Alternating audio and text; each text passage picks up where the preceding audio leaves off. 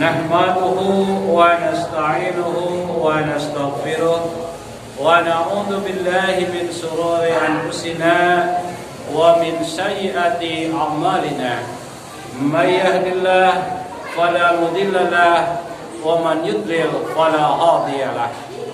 Ashhadu an la ilaha illallah wahdahu la syarika lahu wa ashhadu anna Muhammadan abduhu wa rasuluhu amma ba'du.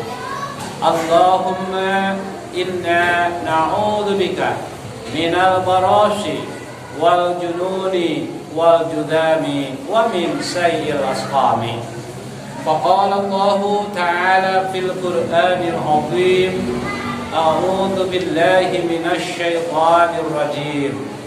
Qul innama ana basyarun mislukum yuha ilayya annama ilahukum ilahu wahid faman kana yarju liqa'a rabbih falyamal amalan shalihan wala yusyrik bi ibadati rabbih ahadan.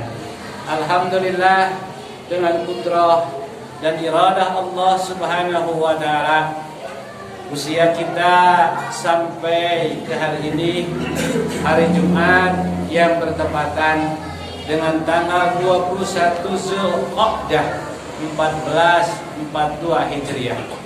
Mudah-mudahan kita semua mampu menggunakan sisa-sisa umur yang Allah berikan kepada kita. Karena hakikatnya bertambahnya umur adalah semakin mendekatnya kematian.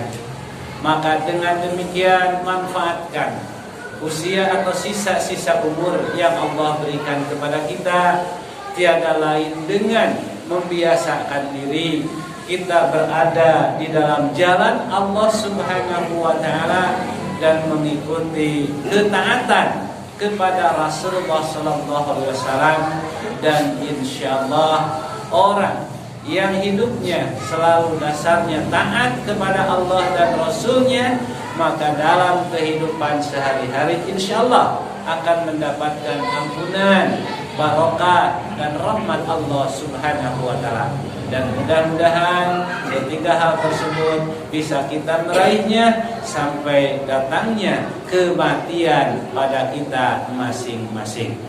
Hadirin sidang Jumat undangan Allah Subhanahu wa ta'ala.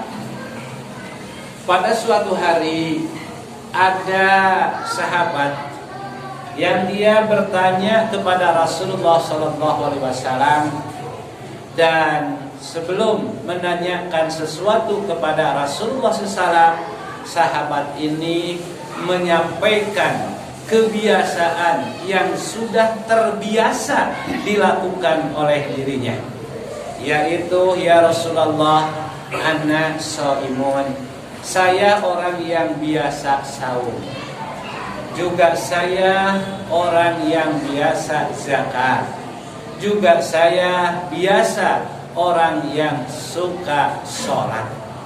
Tetapi dibalik saya melakukan sholat, saum, zakat, dalam hadis yang lain sedekah, ada dalam perasaan diri saya ingin disebut baik oleh orang lain. Jadi yang 3 atau 4 perbuatan ibadah ini sudah biasa dan dibiasakan, berarti sudah tidak berat bagi orang itu. Karena segala sesuatu itu akan menjadi berat kalau tidak terbiasa. Nah, tapi kalau sudah terbiasa dan dibiasakan, itu jadi mudah, gampang. Tetapi yang orang ini dibalik melakukan 3 ibadah tadi, punya perasaan dalam hatinya, saya ingin disebut baik oleh tetangga, mungkin oleh mertua, atau mungkin oleh siapa saja, pokoknya oleh manusia. Nah, bagaimana ya Rasulullah amal ibadah saya? Sholat saya, saum saya, sedekah saya, zakat saya gimana? Pada waktu itu Rasul belum langsung menjawab persoalannya karena belum turun wahyu. Dan untung ada hadis ini sehingga nanti kita bisa ambil hikmah dari kejadian atau pertanyaan sahabat kepada Rasul itu. Dan ini hadis yang diriwayatkan oleh Imam Ahmad. Nah, ketika hal itu terjadi, maka tidak lama kepada Rasulullah SAW turun satu ayat. Baik, nanti kita evaluasi, tafakuri apa kaitan pertanyaan sahabat kepada Rasul yang dijawab oleh Rasulullah dengan firman Allah, yaitu surah Al-Kahfi ayat 110. Di mana surah Al-Kahfi 110 itu ayat terakhir daripada Al-Kahfi. Yang tadi saya bacakan dalam mukadimah. Qul, kata Allah, katakan olehmu Muhammad, innama ana basarun mislukum yuha ilayya. Saya Muhammad, kata Muhammad, manusia biasa seperti kalian. Cuman bedanya saya diberi wahyu, gitu aja. Makanya persoalan Rasul nggak akan pernah bertindak dan tidak akan pernah berucap kalau belum datang wahyu. Ya, walaupun harus perlu jawaban hari itu karena mungkin Rasul dihina, belum dia menjawab sebelum ada wahyu. Kenapa? Karena hidup Rasul dibimbing oleh wahyu. Maka tidak diantaranya di bagian surah An-Najm Allah pun menyatakan, wa ma yuntiqu 'anil hawa in huwa illa wahyu yuha. Dan apa yang dinutikkan, diucapkan oleh beliau Rasulullah semua atas dasar wahyu. Kalau kita kadang berucap bukan dasar wahyu kan, padahal wahyu sudah ada kan Al-Quran. Kita mah dasarnya nafsu dulu, ya, dasarnya nafsu terus berucap itu. Makanya ucapan demi ucapan itu bukan mendatangkan kebaikan, bukan mendatangkan kemaslahatan, bukan mendatangkan kenyamanan, tapi mendatangkan kemadharatan, kerusakan, kehancuran. Yang lebih bahaya, ucapan demi ucapan yang diucapkan berdasarkan nafsu diucapkan oleh para pejabat, oleh para pemimpin, rusak rakyat, pasti itu rusak. Ya, tidak sedikit sekarang juga kan dirasakan. Itu akibat ucapan. Ya, nah itu. Nah, padahal Allah sudah memberikan solusi berbagai macam persoalan. Apa itu? Quran sudah jelas. Ya. Yang 30 juz itu sudah jelas, 114 surat itu sudah jelas untuk menjawab persoalan-persoalan yang dihadapi dan yang belum dihadapi atau yang sudah dihadapi oleh manusia mana saja. Makanya jangan aneh hadirin, kalau untuk urusan dunia orang-orang kafir menggunakan Al-Quran. Untuk kemenangan mereka, untuk kekuasaan dunia, mereka gunakan Quran. Terus mereka menggunakan Quran untuk menguasai dunia, tetapi umat Islam yang harusnya berpegang kepada Quran dibodoh-bodohi oleh mereka supaya jangan mempelajari Quran. Nah, licik kan mereka itu. Ya, nah itulah diantara. Balik lagi ke persoalan tadi. Qul innama ana basyarum mislukum yuha ilayya. Katakan oleh Muhammad bahwa saya Muhammad manusia biasa yang bedanya hanya diberi wahyu oleh Allah.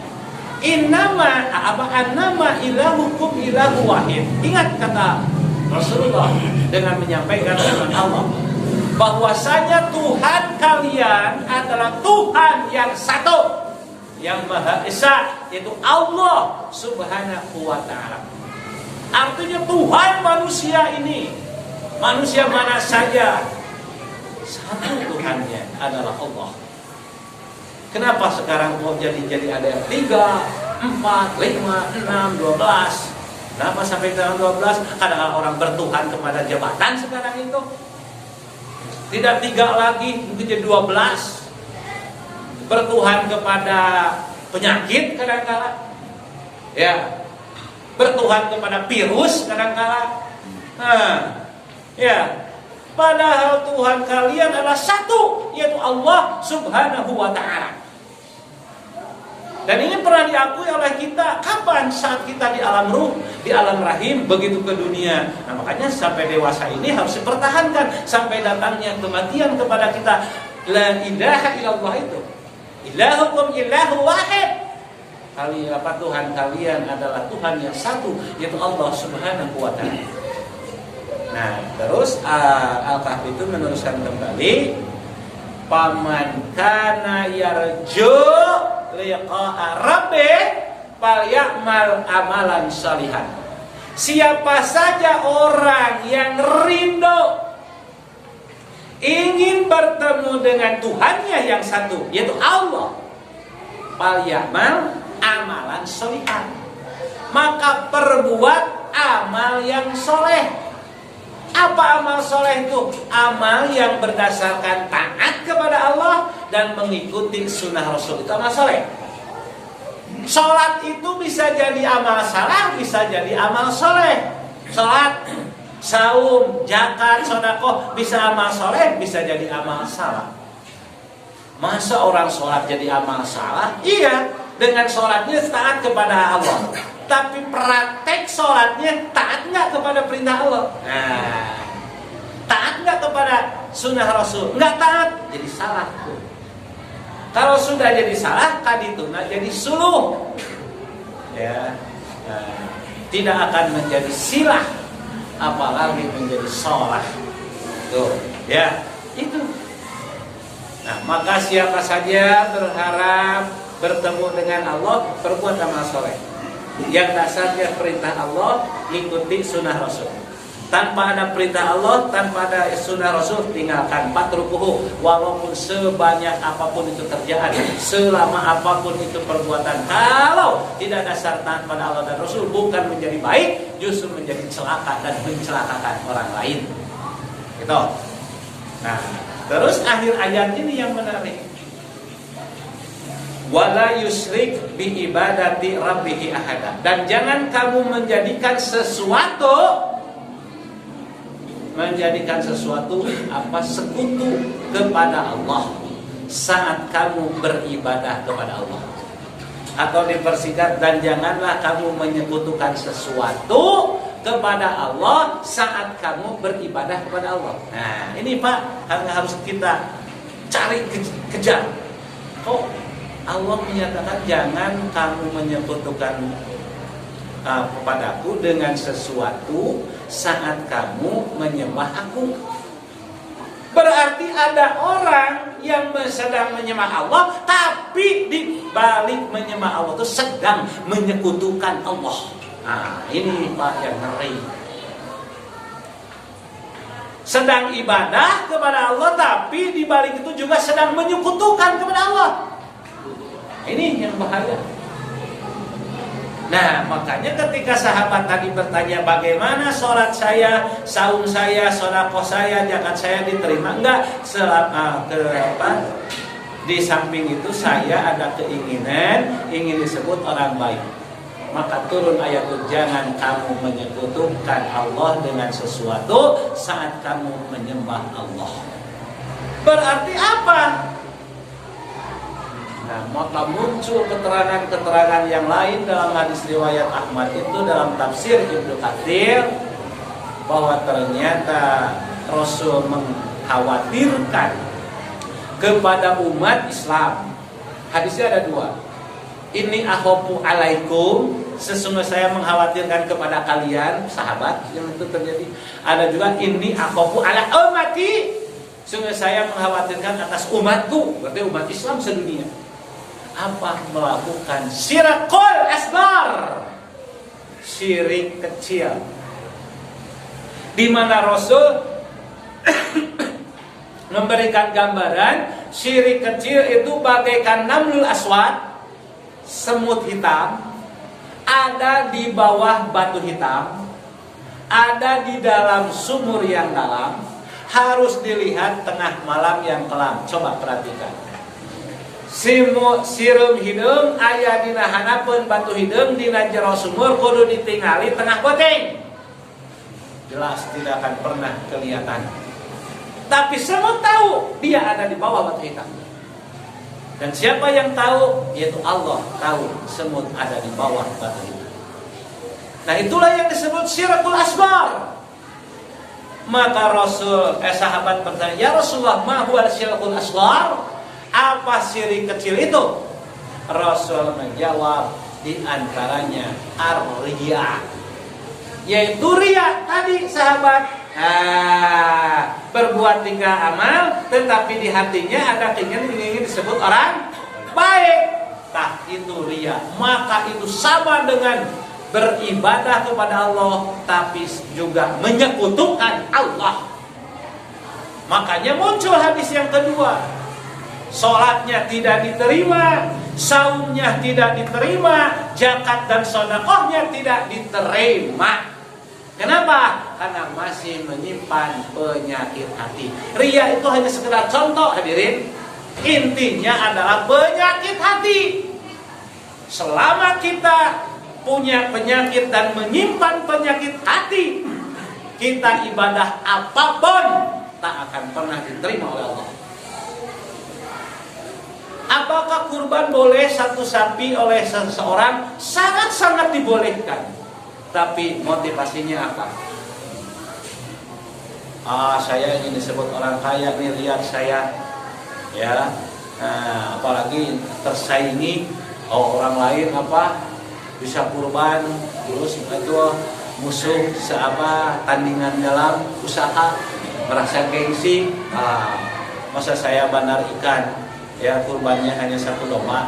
Wah, itu bandar ayam aja mampu 1 sapi. Wah, saya akan 2 sapi oleh seorang. Misalkan udah tidak diterima oleh Allah.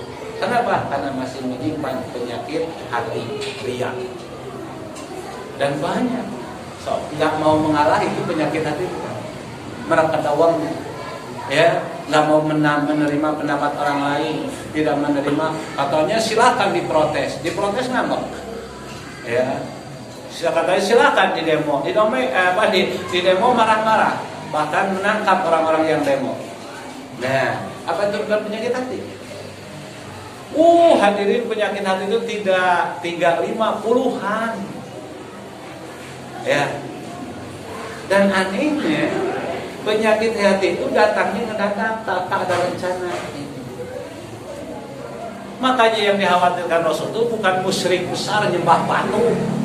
Saya kira orang sekarang sudah tidak pada menyembah batu, ya, mungkin ya. Menyembah keris, menyembah pohon sudah rasanya hilang untuk zaman modern sekarang ini, ya. Tapi justru musyriknya dengan penyakit hati.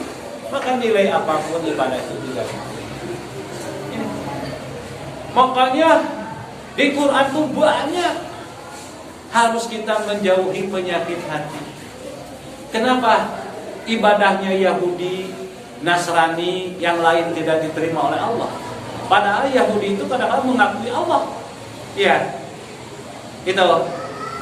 Kenapa? Karena satu yang mereka simpan selamanya dalam hati. Apa? Penyakit hati. Di antara bagian bainahum, rasa benci kepada Muhammad.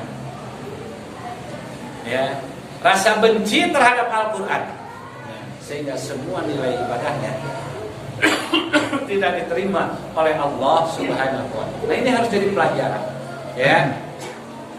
Jauhi penyakit hati. Dan sekarang bagaimana solusinya untuk menghindarkan penyakit hati? Nah, ini yang harus kita cari solusinya agar supaya ibadah kita yang mahdoh maupun gara mahdoh diterima oleh Allah Subhanahu wa ta'ala. Barakallahu fiikum.